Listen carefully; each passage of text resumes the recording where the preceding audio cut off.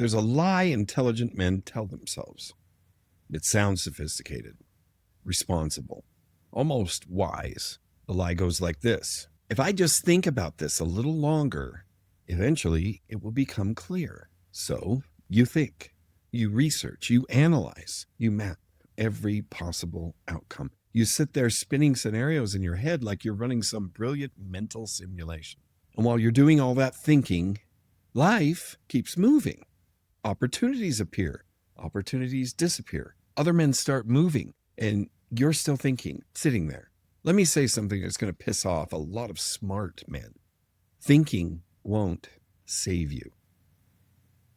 Thinking feels productive, but most of the time it's just a polite way of saying, I'm too scared to act yet. And if that stings a little, well, that's good, because in a minute I'm going to show you exactly why intelligent men fall into analysis addiction and why it quietly destroys their momentum. See, thinking is seductive because thinking feels like progress. You're gathering information, studying the problem, exploring possibilities. You look busy. You sound thoughtful. You feel responsible. But here's what's really happening inside your brain. Thinking creates the illusion of movement without any actual risk. So no one can criticize a plan you haven't executed. No one can judge a project you haven't started.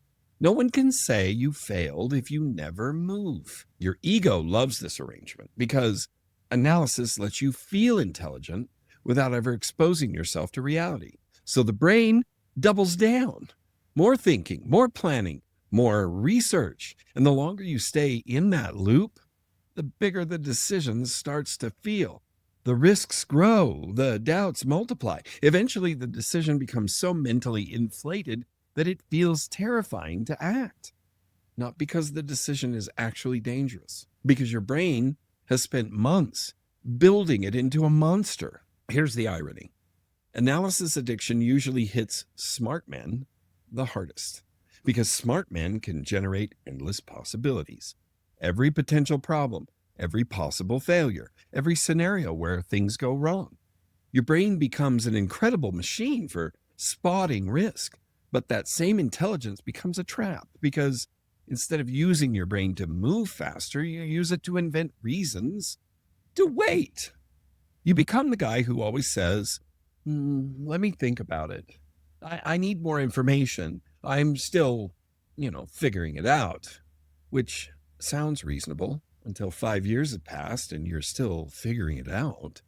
At some point, thinking stops being intelligence. It starts becoming cowardice in a suit and tie. I've watched guys analyze decisions for months that could have been solved in a week. Start the business, test the idea, have the conversation, submit the application. But instead, they use spreadsheets. They build them. They read 20 books. They watch another 50 YouTube videos. They ask everyone for opinions. And after all that analysis, they're still stuck. Meanwhile, someone else, less informed, less prepared, less thoughtful, just starts moving. And within a few months, that person has something the overthinker doesn't. Experience, feedback, real-world information, because reality answers questions much faster than your brain ever will. The real damage of analysis addiction isn't lost time. It's lost confidence. Every time you delay action, your brain learns a dangerous lesson. Maybe I'm not ready. So the next decision feels harder, and the next one feels bigger, and the next one feels terrifying. Your tolerance for uncertainty shrinks. Eventually, you become someone who can't move without perfect clarity. And here's the punchline. Perfect clarity almost never exists. Life is not a math equation. It's a moving target. Men who succeed aren't the ones who figure everything out first. They're the ones willing to move before they fully understand the math. So here's a brutal question. How many decisions in your life right now are you still thinking about?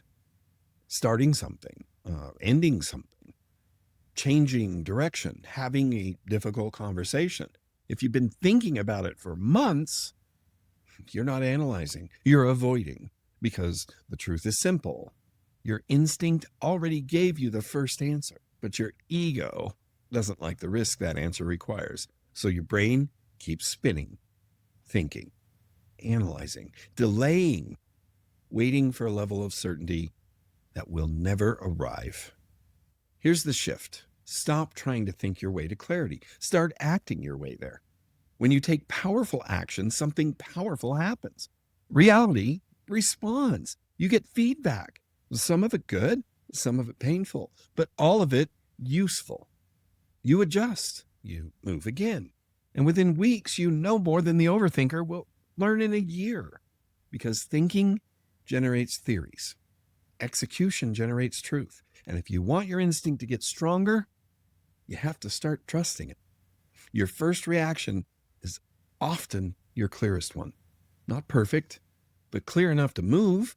So here's the rule. Thinking is useful, but thinking without action, it feels good, it sounds smart, but nothing actually happens. If you want clarity, move. Reality will answer the rest. Endlessly preparing for a move you still haven't made, that's where men get stuck for years. We're going there next.